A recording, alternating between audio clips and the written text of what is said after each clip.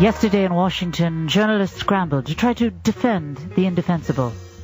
First up, Andrea Mitchell, NBC, on why NPR must receive funding.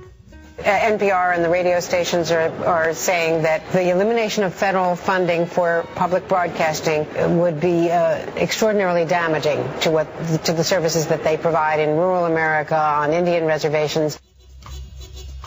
Even we at NPR couldn't countenance the use of the Indians to make a point, wasting federal taxpayer dollars, all things considered. But in a lot of poor communities, it's their only news service. Wait a second. Wait a second. NPR is the only news service? And let's say, let's go to Moscow, Idaho. That's the only news service they have there? Let's go to the smallest town in Arkansas. That's the only news service that they have is NPR. Why must we trot out the Indian reservations to try to save NPR at this point? NPR deserves what it gets. NPR did this to itself. It was incredibly biased. It was sneering toward the people supposedly in the rural communities who only listen to NPR. I can tell you what the people in the rural communities are not doing with their free time, listening to NPR. NPR is the favorite place broadcasting arena for the elites in the United States. Let's face it. Let's just admit it. And it's not to say that NPR hasn't done some good things. I listen to NPR from time to time. I mean, not often, but from time to time. I love what they do with basket weaving in Namibia. Those stories are great. Today, I stepped foot in a rural water pumping station in Zambia.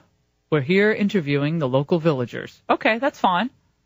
I mean, you aren't going to get that anywhere else. Guess what? Because there's not much of a market for it. And so if NPR is as good as NPR says it is, then NPR would undoubtedly get, they'd get a lot of advertisers, they'd get a lot of support, they'd get some more pledges on pledge night that never seems to end. And yet we have to trot out the Indians, and we have to trot out the poor people in what most of the elites think is backwater USA. That's what the elites think. It's rednecks country, and they think all the rednecks are listening to NPR. But in a lot of poor communities, it's their only news service. Oh, okay. Here's my question. Everyone who is a self-identified redneck, okay, out there, I mean, if you laugh when people call you a redneck, you say, hey, I remember Gretchen Wilson, redneck woman, has a baby on her hip.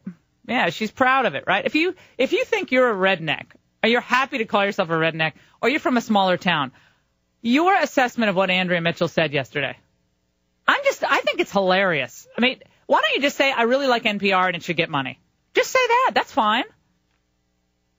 Make the case as to why the U.S. tax dollars should be going to funding people who basically think all these independent voters and Tea Party people are a bunch of racists.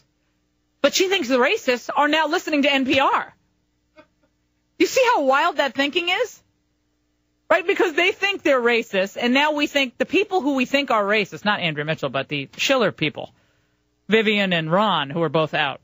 Ron is the one who was caught with that special pickup mic that from James O'Keefe, he was able to discern comments that Ron Schiller of NPR made about the Tea Party people. They're basically racist, they're xenophobes, et cetera, et cetera. That was the sentiment.